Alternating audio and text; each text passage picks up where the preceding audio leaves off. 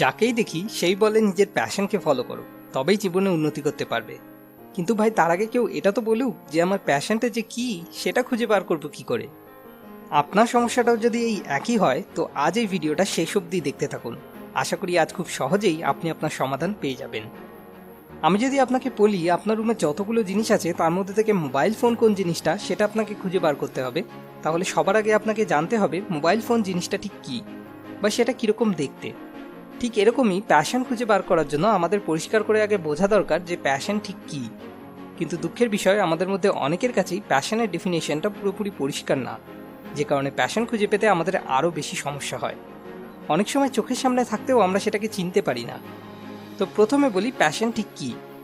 সিম্পলভাবে বললে প্যাশন কথার অর্থ হলো কোনো একটি কাজ করার জন্য প্রবল ইচ্ছা, কিন্তু ব্রডলি বললে প্যাশন কথাটির অনেক গভীর অর্থ রয়েছে। নাম্বার 1, প্যাশন হলো এমন একটা কাজ যেটা আপনার কাছে সত্যি অর্থপূর্ণ, অর্থাৎ এমন নয় যে সেই কাজটা আপনি শুধুমাত্র কোনো ব্যক্তিগত স্বার্থ চরিতার্থ করার জন্য করেন। সেই কাজটা করার উদ্দেশ্য আপনার কাছে আপনার থেকেও অনেক বড়।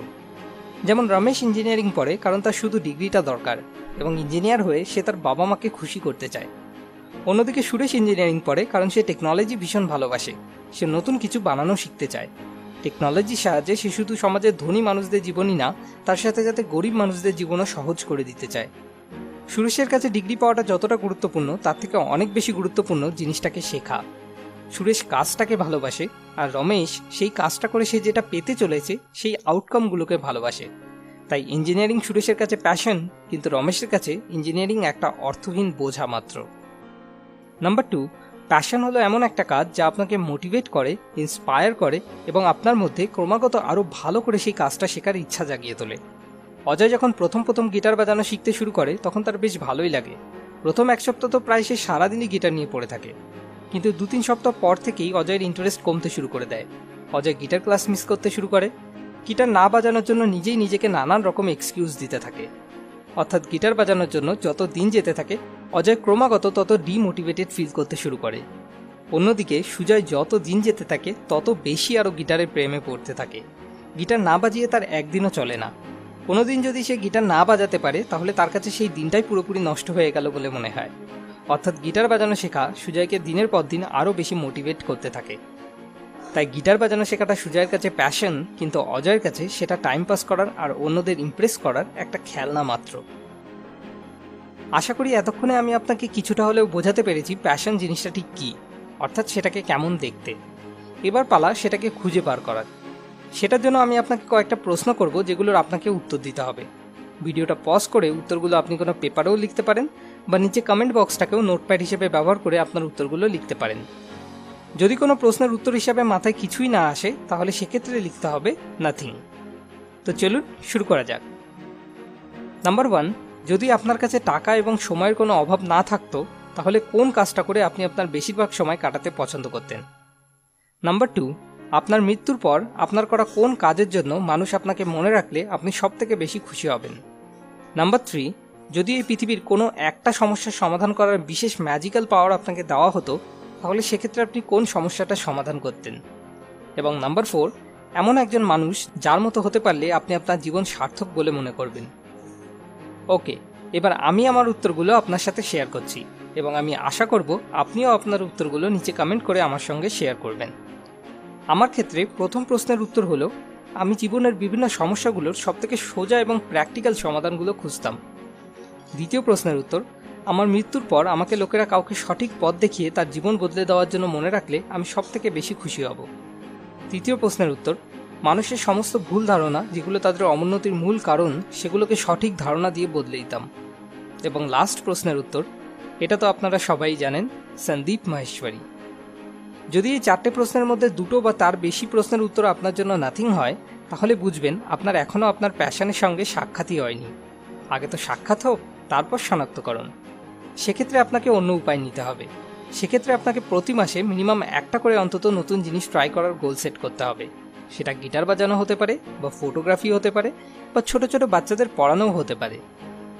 আচ্ছা, জীবনে উন্নতি করার জন্য প্যাশন খুঁজে বার করাটা কি সত্যি খুব জরুরি? অনেকেরই হয়তো এই কনফিউশনটা থাকতে পারে।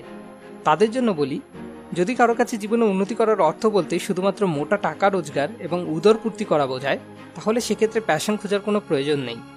কিন্তু যদি উন্নতি করা বলতে এর থেকেও অনেক বেশি কিছু, অর্থাৎ জীবনে আত্মসন্তুষ্টি, শান্তি, পরিপূর্ণতা বোঝায়, তাহলে সেক্ষেত্রে নিজের প্যাশনকে ফলো করা ছাড়া আর অন্য কোনো উপায় নেই। একটা এক্সাম্পল দিয়ে বলি, অনিল 50,000 টাকা স্যালারির একটা জব করতে শুরু করে, এমন একটা জব যেটাতে অনিলের কোনো ইন্টারেস্ট নেই। অনিল যে সময়টুকু অফিসে কাটায় ওর যেন দম বন্ধ হয়ে আসে, 5 মিনিটও যেন ওর কাছে 5 ঘন্টার সমান লাগে। এরকম মানসিকতা নিয়ে কাজ করলে সেই কাজে অনিলের উন্নতি করার চান্স কতটুকু? কিন্তু তবুও অনিল সেই কাজটাই করে চলেছে। কেন?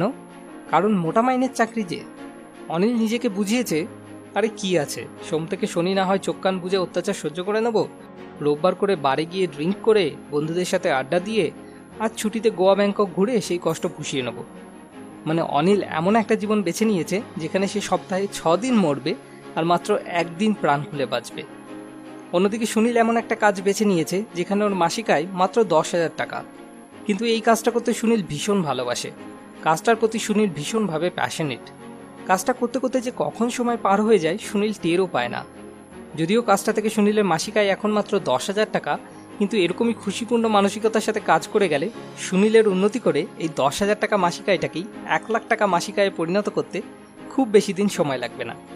অন্যদিকে রমেশের হয়তো 50,000 থেকেই 1 লাখে পৌঁছাতে 10 বছর কিংবা তারও বেশি সময় লেগে যাবে।